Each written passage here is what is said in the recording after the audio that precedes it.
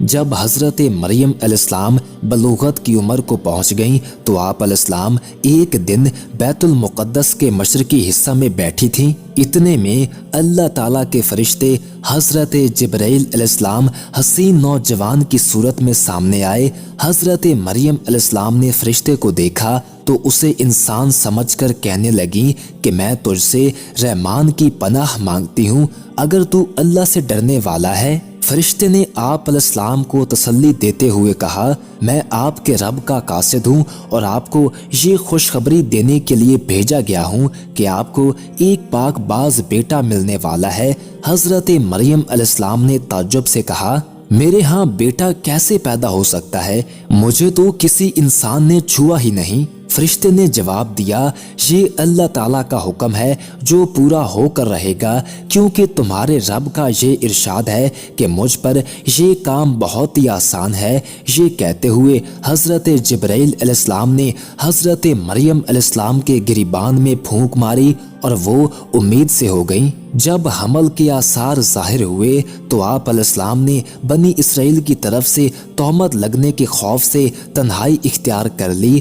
حمل کی مدت مکمل ہونے پر آپ علیہ السلام لوگوں سے علیحدہ ہو کر ایک دور جگہ پر ایک کھجور کے درخت کے نیچے جا کر بیٹھ گئیں۔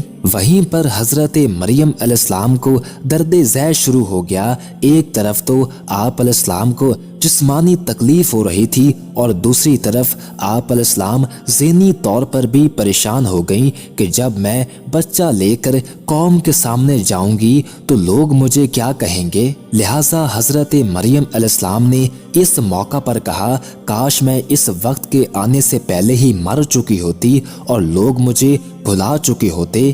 اتنے میں آواز غیب آئی، اے مریم آپ غم نہ کریں، آپ کے رب نے آپ کے پاؤں تلے ایک چشمہ جاری کر دیا ہے، اس سے پانی پئیں اور جس کھجور کے درخت کے نیچے آپ بیٹھی ہوئی ہیں اس کو ذرا ہلائیں تو اس سے تازہ کھجوریں گریں گی، وہ کھائیں، آپ کی جسمانی تکالیف دور ہو جائیں گی۔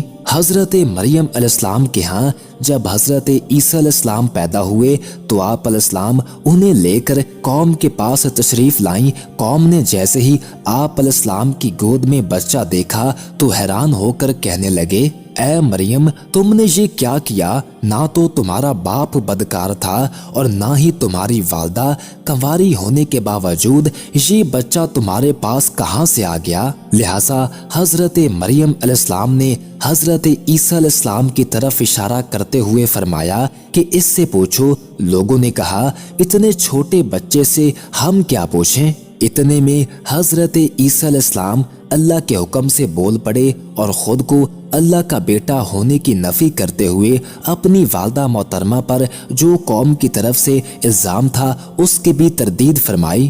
فرمان الہی ہے، اس وقت بچہ بول اٹھا، بے شک میں اللہ کا بندہ ہوں، اس نے مجھے کتاب عطا فرمائی ہے اور مجھے اپنا نبی بنایا ہے، اور جہاں کہیں بھی میں رہوں اس نے مجھے بابرکت بنایا ہے، اور جب تک میں زندہ ہوں اس نے مجھے نماز پڑھنے اور زکوٰۃ ادا کرنے کا حکم دیا ہے، اور مجھے اپنی والدہ کا خدمت گزار بنایا ہے، اور مجھے سرکش اور بدبخت نہیں بنایا، اور مجھ پر سلامتی ہے جس دن میں پیدا ہوا، جس دن میں فوت ہوں گا اور جس دن میں دوبارہ زندہ کیا جاؤں گا۔